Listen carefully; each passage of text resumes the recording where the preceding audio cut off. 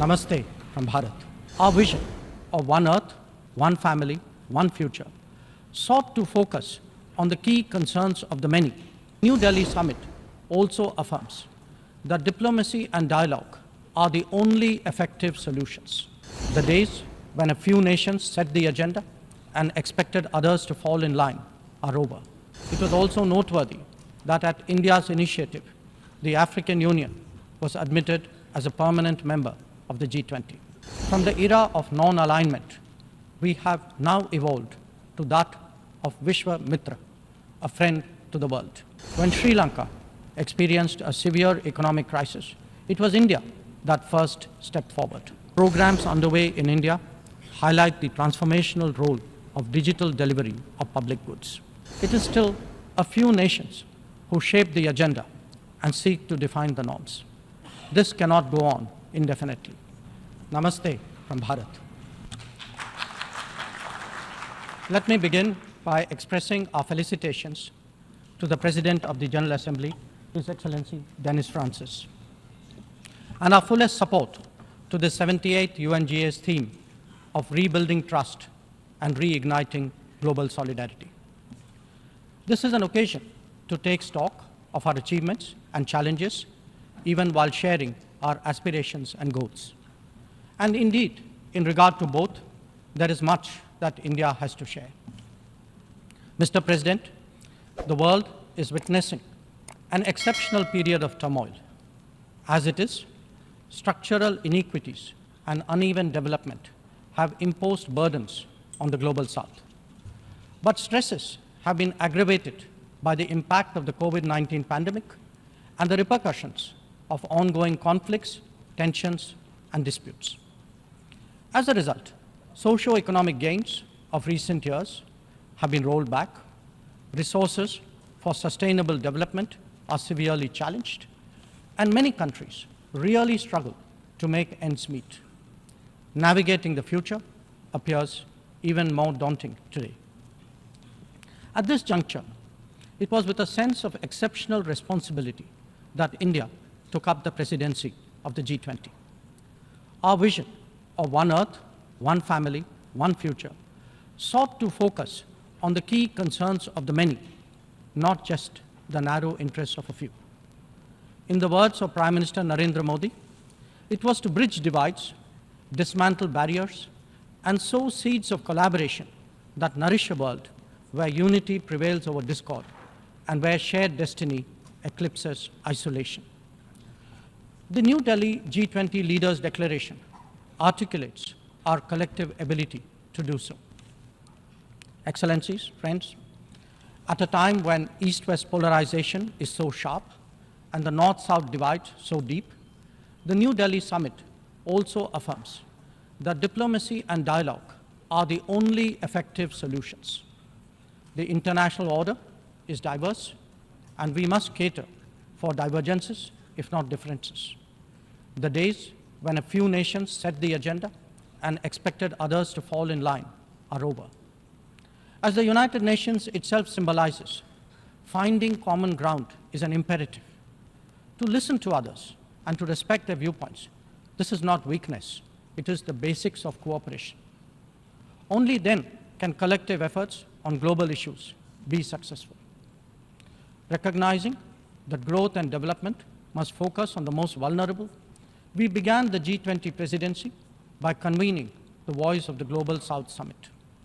This enabled us to hear directly from 125 nations and place their concerns on the G20 agenda. As a consequence, issues which deserve global attention got a fair hearing. More than that, the deliberations produce outcomes that have great significance for the international community. Mr. President, it was also noteworthy that at India's initiative, the African Union was admitted as a permanent member of the G20. By doing so, we gave voice to an entire continent which has long been its due. This significant step in reform should inspire the United Nations, a much older organization, to also make the Security Council contemporary. Broad representation is, after all, a prerequisite for both effectiveness and credibility. The outcomes of the New Delhi G20 summit will surely resonate for years ahead. Among them is an action plan for sustainable development goals, a crucial need of the day.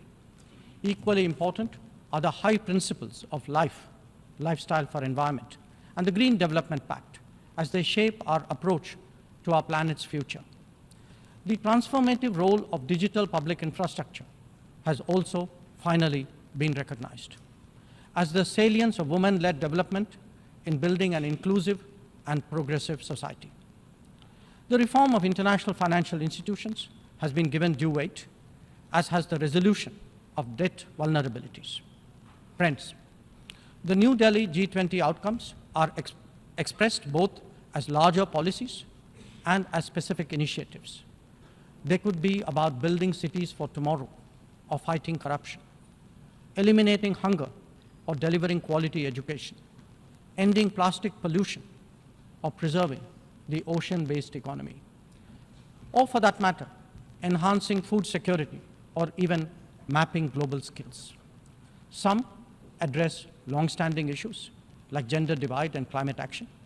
Others focus on new concerns, such as responsible harnessing of artificial intelligence. All in all, we have placed for the world's consideration a set of actionable propositions, constructive solutions, and new directions. Even as we encourage collective endeavors, India also seeks to promote cooperation with diverse partners. From the era of non-alignment, we have now evolved to that of Viswa Mitra, a friend to the world. This is reflected in our ability and willingness to engage with a broad range of nations, and where necessary, harmonize interests. It is visible in the rapid growth of the Quad, a mechanism today so relevant to the Indo-Pacific. It is equally apparent in the expansion of the BRICS grouping of independent-minded nations, or in fact, the emergence of the I2U2 combination. Recently, we hosted the creation of the India, Middle East, Europe Economic Corridor, IMEC. The forging of the Global Biofuels Alliance was another notable development. This willingness to work in an open-minded manner on specific domains is now a defining characteristic of the emerging multipolar order. Mr. President, all nations pursue their national interests. We, in India, have never seen that as being in contradiction with global good. When we aspire to be a leading power, this is not for self-aggrandizement, but to take on greater responsibility and make more contributions. The goals we have set for ourselves will make us different from all those whose rise preceded ours. India demonstrated this during the COVID through the Vaccine Maitri initiative. Our endeavors, like the International Solar Alliance and the Coalition for Disaster Resilient Infrastructure, have gathered wide support. Our espousing of the International Year of Millets is enhancing global food security today. We have built development partnerships with 78 nations across geographies. And we have also been first responder in disaster emergency situations. The people of Turkey saw that in February, as did those in Syria. Our commitment is understandably even greater closer home. When Sri Lanka experienced a severe economic crisis, it was India that first stepped forward. But even in distant regions, partners such as the Pacific Islands have appreciated our contributions to meet their needs in health, in technology, and in climate action. Mr. President, the most populous nation and the fifth largest economy in the world knows that its progress makes a real difference to the world. Especially so when so many nations identify with us for reasons of history, of geography, and of culture. They follow our experiences closely and evaluate our solutions for their larger relevance. Last week, the United Nations assessed progress towards achieving SDGs. The mood here reflected the struggle to overcome challenges, especially those of resource paucity. It is therefore vital at this midway that we expand our capacities and regain our confidence. As the largest contributor to meeting SDG targets, India's achievements should give heart to others on this journey. After all, the Global Multidimensional Poverty Index records that we have halved the global MPI value in the last 15 years, lifting 415 million people out of poverty. That progress has now moved on to a higher level with ambitious socio-economic initiatives covering financial inclusion, food and nutrition, health and water supply, as well as energy and housing. We are seeking to demonstrate that social welfare need not be the sole prerogative of the developed world. Excellencies, programs underway in India highlight the transformational role of digital delivery of public goods. It has facilitated scaling up, it has enhanced efficiency, and it has combated corruption. The national objective of leaving no one behind is forging ahead in so many dimensions. Moreover, the democratization of technology has opened mindsets, instilled confidence, and inspired innovations. Excellencies, in our deliberations, we often advocate the promotion of a rules-based order. From time to time, respect for the UN Charter is also invoked. But for all the talk, it is still a few nations who shape the agenda and seek to define the norms. This cannot go on indefinitely, nor will it go unchallenged. A fair, equitable, and democratic order will surely emerge once we all put our minds to it. And for a start, that means ensuring that rule makers do not subjugate rule takers. After all, rules will work only when they apply equally to all. Mr. President, we must never again allow an injustice like vaccine apartheid to recur. Climate action, too, cannot continue to witness an evasion of historical responsibilities. The power of markets should not be utilized to steer food and energy from the needy to the wealthy. Nor must we countenance that political convenience determines responses to terrorism, extremism, and violence. Similarly, respect for territorial integrity and non-interference in internal affairs cannot be exercises in cherry-picking. When reality departs from the rhetoric, we must have the courage to call it out. Without genuine solidarity, there can never be real trust. This is very much the sentiment of the Global South. Next year, the United Nations will be hosting the Summit of the Future.